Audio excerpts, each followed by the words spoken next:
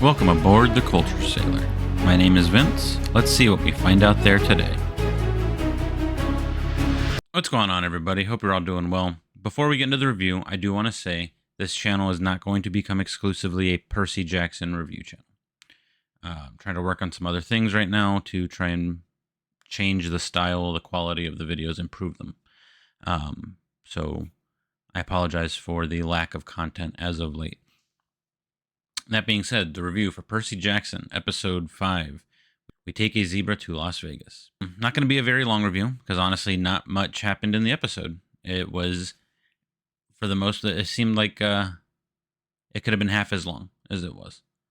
It seemed like a lot of time filler, a lot of long pauses, a lot of long camera shots.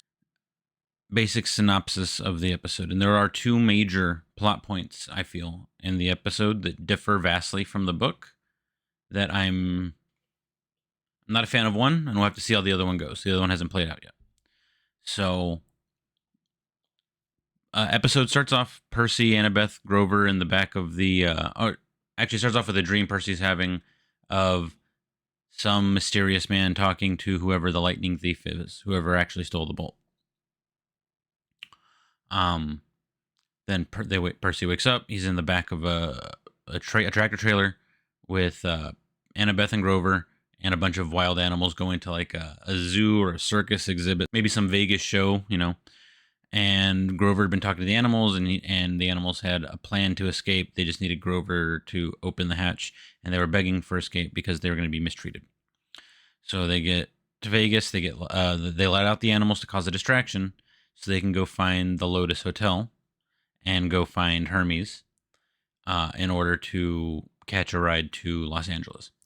As they get to the hotel, first major plot change happens, and they start discussing the story of the Lotus Eaters from the book, The Odyssey, from the story, the poem, The Odyssey, and how the Lotus Eater Hotel, you know, the Lotus Eaters, they're going to end up trying to trap them there and keep them there for a long time. They're going to get tricked and trapped and end up wasting all the rest of their lives in bliss at this hotel. And so because they discuss this, the fact that they end up, when they go in, end up falling for it anyways and end up wasting like 2 weeks or a week or whatever, makes it feel dumber. Makes it feel to me like they're a little dumber, rather than how in the book they didn't realize what it was until after they'd already escaped, right? So they get into the hotel, waste a bunch of time. It goes into a little side story with Grover on his chasing another satyr, and he goes to play some video game where it has him trying to chase and find Pan, which will play more into Grover's story as the series progresses, and we get into later seasons, actually.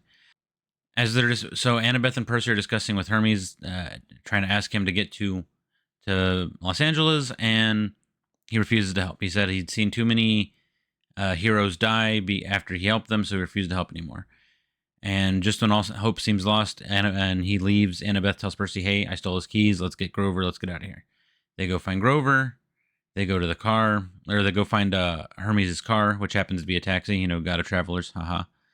And little shenanigans, hijinks of a kid can't drive a car ensues, where Percy's crashing into some stuff. And then they use the car teleports to Santa Monica, which is where Poseidon had told Percy to meet him. He gets there, he goes in the water, he finds out it's too late, but actually 3 changes to the story. Finds out it's too late, that the solstice has already passed, war's about to start between Poseidon and Zeus, and Percy says, it doesn't matter, I'm going to get the bolt back from Hades, and I'm going to stop the war, and I'm going to prove that my father's innocent. So the naiad that came to talk to him gives him 4 pearls, and says that, you know, each one of these will give you safe passage back out of the underworld, back to the water. So save your mother, too. And then the episode ends. And so the 2 changes here at the end that we have to see how they play out are, even though they did waste a lot of time at the Lotus Hotel in the book, they did leave before the deadline. They did meet the solstice deadline before the book was over. Like they finished their quest before the solstice deadline. And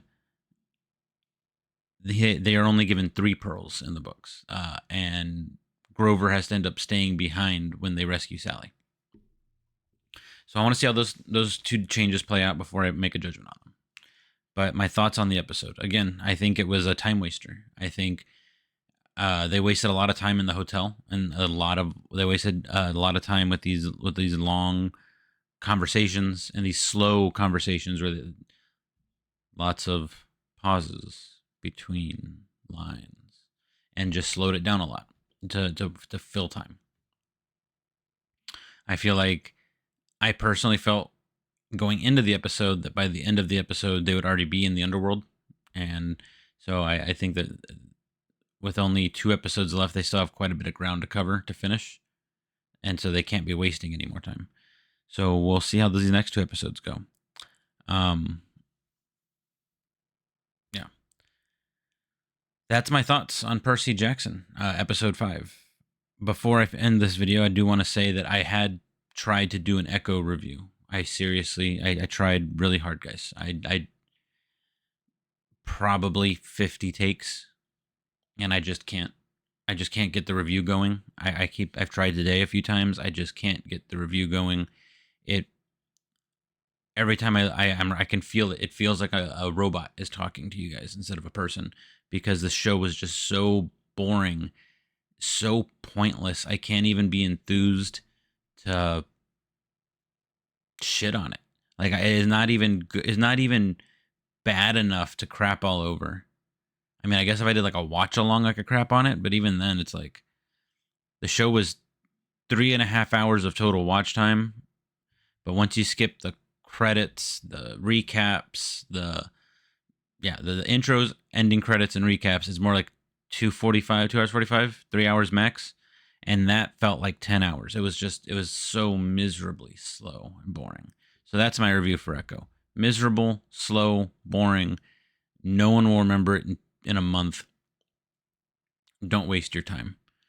If you actually want the detailed robotic review, let me know in the comments, and I will attempt to make it.